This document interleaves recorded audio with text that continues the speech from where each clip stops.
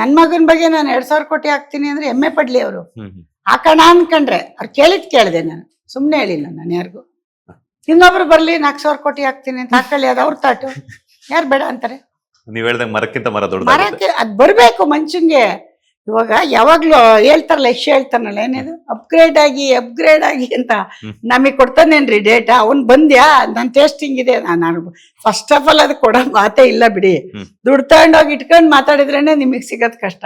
ದುಡ್ಡು ಇಲ್ದೆ ಕನ್ಸ್ಕೊಳಕ್ ಆಗುತ್ತ ಅವನ ಬಗ್ಗೆ. ನಮ್ಮ ಮನೇಲಿ ಹಂಗೇನೆ, ನಾವ್ ಯಾವತ್ತು ಒಂದ್ ಮನೆ ನೋಡಿ, ನಾವು ತೋಟ ತಗೊಂಡಿದೀವಿ 100+ ಎಷ್ಟೋ ಇದೆ.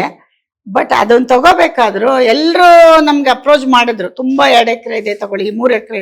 ಎಷ್ಟು ಹೇಳ್ತಾ ಇದ್ದೆ, ಅಮ್ಮ ಹೋಗಿ ನೋಡ್ಕೊಂಬ, ನನಗೆ ಕೊಡ್ಸಿರೋದು ಅವನು ಜಮೀನು, ಅವನೋಗಿ ಮಾಡಲ್ಲ, ನನ್ನ ಆಸೆ ಅಂತ.